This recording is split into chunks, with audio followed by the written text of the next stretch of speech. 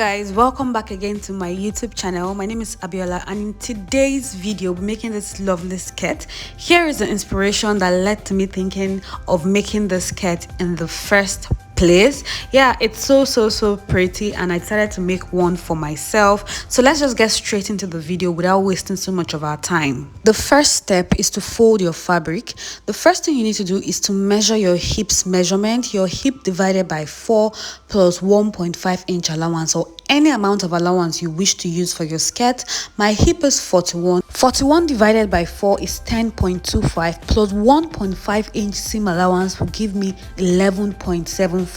So I'll go ahead and measure my fabric to ensure that what I have there is about 11.75 or more. It's better that the fabric is more than it should be less. So after checking that, I'll go ahead now to mark out 0.5 inch seam allowance at the top of this skirt. This is going to be what we're going to use to join the skirt to our waistband. After doing that, I'll go ahead to mark my hip point, and my hip point is 10. But if you notice, I'm taking my measurement from the 1.5 inch. That's because my waistband is going to be 1.5 inch. So you put your tape at that allowance point at the 1.5 inch area, and that's how you're going to mark your hip point. Your hip point is your waist to the widest part of your hip. The next step is to measure the length of the skirt before adding the gathers. The length I would be working with is 12 inches. I went ahead to mark that 12 inches, and I'll go ahead to connect that using my ruler. I'll go ahead now and mark my waist divided by 4 plus 1.5 inch seam allowance. My waist is 30 divided by 4 is 7.5 plus 1.5 inch seam allowance. That gives me 9. I just marked 9. Then I'll take 1 extra inch for my dart. Okay, so on my hip, like we said earlier, my hip is 41. 41 divided by 4 is 10.25 plus 1.5 inch seam allowance. That gives 11.75, and I went ahead to connect that. I will mark the same thing on this length line, which is 11.75, and I'll connect that. Now let's form our basque. I'm going to go ahead and mark 6 inches from the waistline. 6 inches, that's what I just marked. Then I'll connect that with my curved ruler. You can make this side any shape you want. You can make it straight, you can make it pointed, but I want mine to be a bit curvy. Okay, so after doing that, I went ahead to cut that out, but I didn't cut directly on the line. I left about 0.5 inch seam allowance that we'll use to join the gathers. Okay, now I'm done cutting that. Now let's cut out our back part. I will cut out a little bit of fabric and mark out my zipper allowance. I marked out 1.5 inch first. That's going to serve as the zipper allowance, but we're still going to adjust that later to give us the butt curve. Then I'll place this on it like this, so as to cut out the back part. Before cutting out the back part, I'm going to take my ruler and join that little point at that place. After which, I'll go ahead and trace out everything using my scissors. This skirt is very easy. It's something you can make in 30 minutes, an hour, depending on how fast you are. Next step is to mark our butt curve. Okay, so I'm going to go ahead to that zipper allowance place, and I'll mark 1 inch. That implies that our real zipper allowance is 1 inch. And I'm going to go ahead to also note my hip point. Okay, if you remember, I went up by 1.5 inch before marking the hip point. I'll do the same thing there and mark out that hip point again. Okay, and I'll connect that to form a straight line. You can cross check by checking the back. If you notice, it's the same thing. Like I said earlier, mark 1 inch at the top, then go to the hip point area, mark 1.5 inches. Okay, then connect that with your ruler. That is just our butt curve. So your zip allowance is just 1 inch. Yeah, so I'm going to go ahead and cut that out now, like you see me doing. Okay, so once I'm done cutting that, I'll go ahead and mark my nipple to nipple. That's the bust span divided by 2. My nipple to nipple is 7 divided by 2 is 3.5 inches. So at the center front, I'll mark from the center front, leaving out the zipper allowance. Okay, then I'll mark the length of this is 5 inches. Okay, then I'll take 0.5 inch on both sides of the line and connect that to form my dart. Okay, yeah, then I'll go ahead and do the same thing at the other side. From the center front, I'll take 3.5 inch and 5 inch length, 0.5 inch on both sides, and I'll connect that. That's my dart. I'll do the same thing for the back piece. Take your dart after the zipper allowance. That's what I'm trying to say.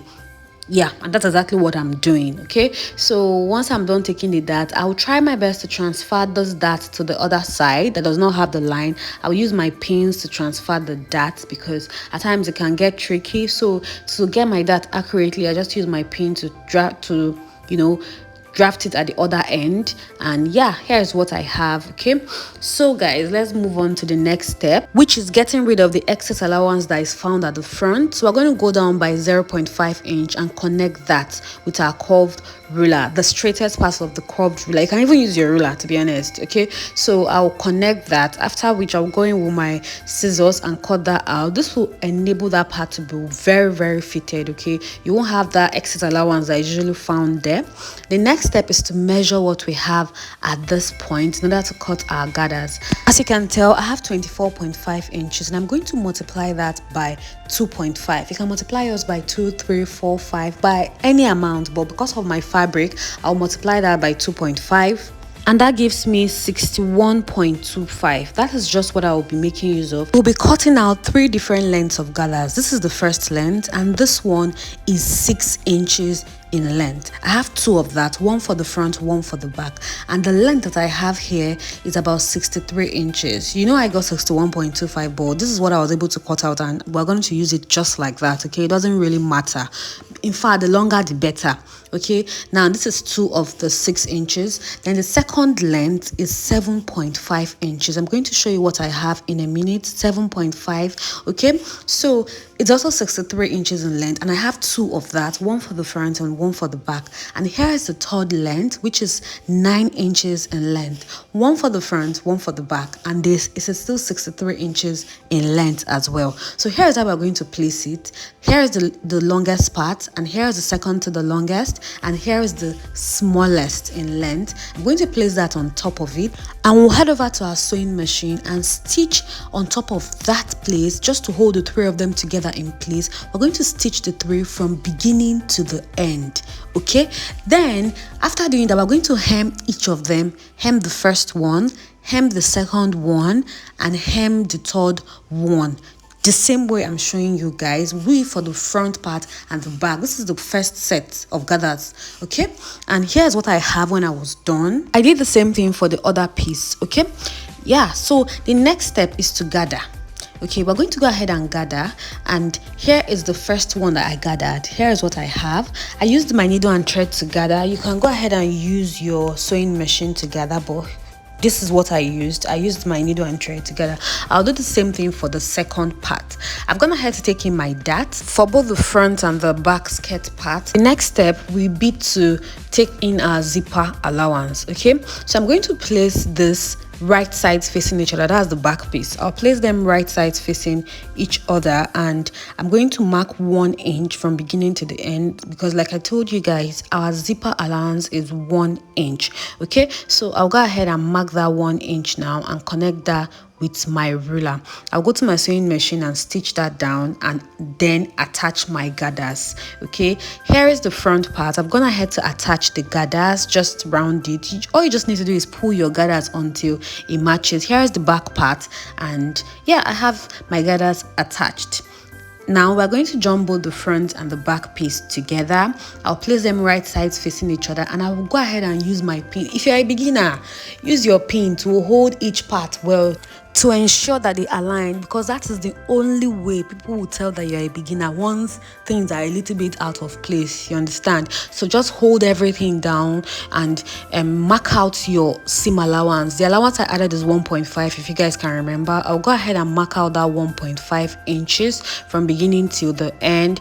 Yeah, that's what I'm going to do. Then I'll head over to my sewing machine and stitch that down. Here's what I have when I was done. Now let's attach our waistband, and I'll be using the stitch in a ditch method. Go ahead and loosen your zipper allowance area. I'm going to go ahead and do that, loosen it a little bit, the same way you see me doing. Yeah, and now let's go ahead and prepare our waistband for attachment. Here is a long strip of fabric that I have. It's about 35 inches long. Make sure your waistband is your waist circumference plus about 2 to 5 inch allowance. Okay, you can always trim the excess, so it's better for it to be longer than shorter. For the width of the waistband, if you remember, the width of the waistband I'm working with is 1.5 inches when it's on fold, and I'm going to add 0.5 inch seam allowance. That makes it 2 inches. So I'm supposed to be using 2 inches for my waistband, but what I have here is more than 2 inches when it's on fold. But that's not a problem because we're going to trim that out later. I have 3 inches here, so that's not an issue. So I'll go ahead and cut out my interfacing. My interfacing is 1.5 inches. Okay, then I'll place it on my fabric.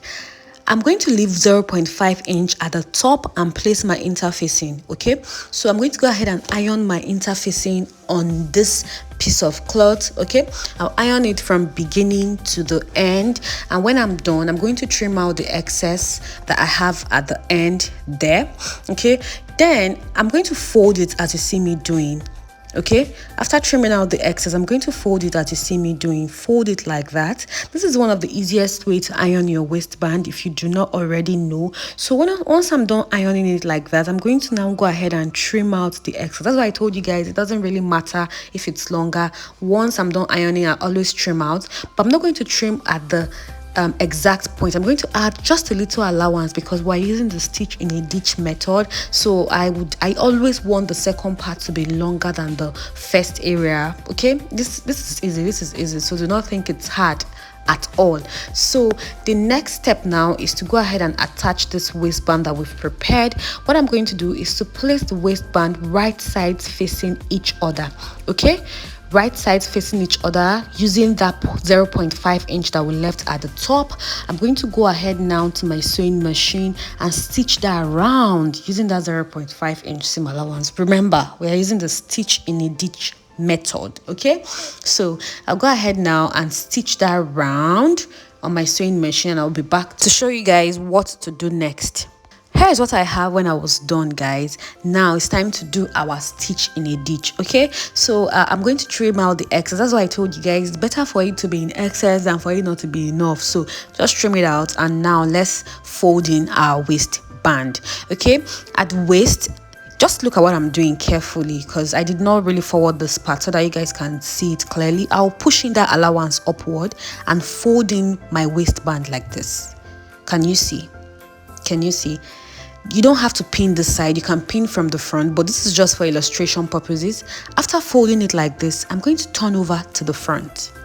I'll flip over to the front after folding it in a little bit. You can just be doing it little by little. Then after in front, that's where we're going to be stitching in the ditch. That place I'm using my ruler to show you guys, that place I'm pointing at now, that's where we're going to be stitching whilst folding the back. As a beginner, you can go ahead and pin from beginning to the end before you go to your sewing machine. You fold, you pin from the front because you are stitching from the front. Okay, that's why I said do not pin from the back. Pin from the front and keep removing your pins gradually and stitch. Okay, this is a very neat method of fixing a waistband, and here's what I have when I was done. Guys, I already have a video where I've done the stitch in a ditch method before, a short video. I'll have a link to the description box below. It was when I made a short. Okay, so yeah, here is what I have when I was done, guys. Can you see that this method gives a very neat finishing for your waistband? I'll go ahead now and fix in my zipper. Yeah, yay, I'm happy that I've come to the end of this video. Here is the outcome. Thanks for watching, guys, and if you have not subscribed at this point, what did I do to offend you? Please hit the subscribe button, turn on post notification bell so that you'll be the first to receive any video that I post on this space. Bye.